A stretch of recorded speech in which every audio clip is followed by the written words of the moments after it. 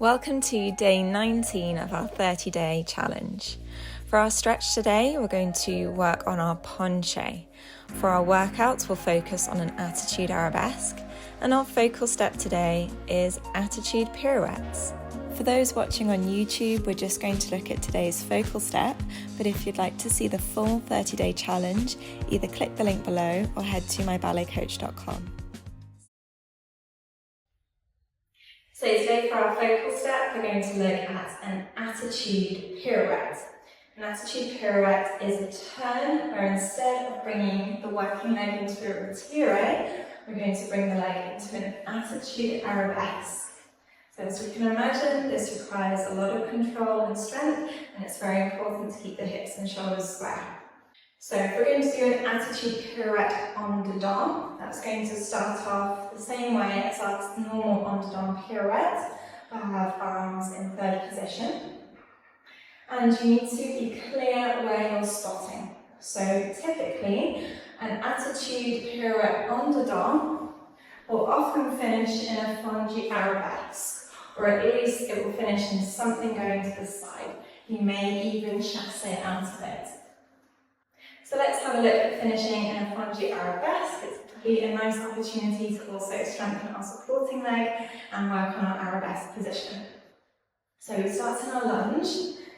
I would definitely keep the leg very, very low to begin with. It's going to be much easier because the lower your leg, the more you can keep your pelvis in a neutral position.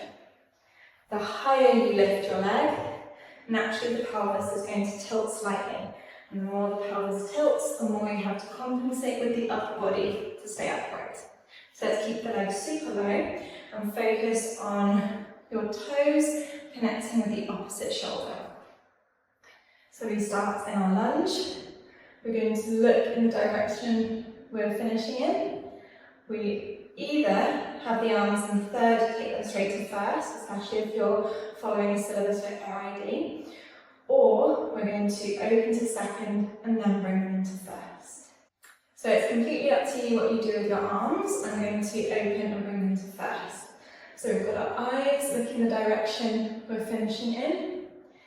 Ready? Opposite shoulder to back foot. Low leg.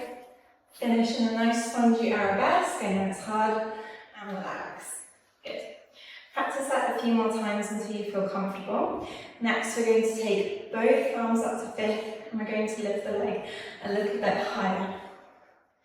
So, eyes, hips, arms. Off we go, lifting up and land. So a few reasons that you might fall out of your turn are, first of all, the most common one, we've let our hip lift and we've left the leg open out to the side. So it's not crossed and our hips aren't level.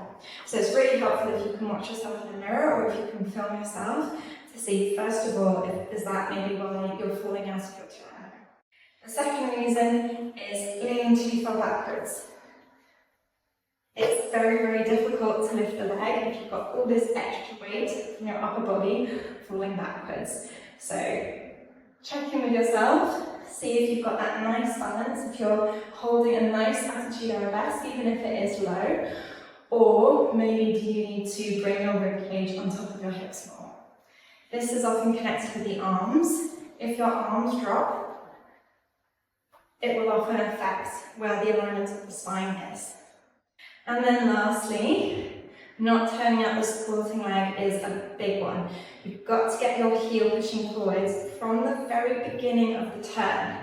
If we lose our turn out, it's going to affect the working leg as well, and so we're going to be turning in a very different position.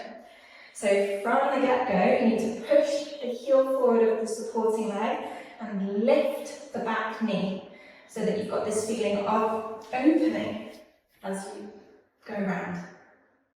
Well, those are a few tips to help with your attitude turns. I hope you found them helpful, and that concludes today's challenge.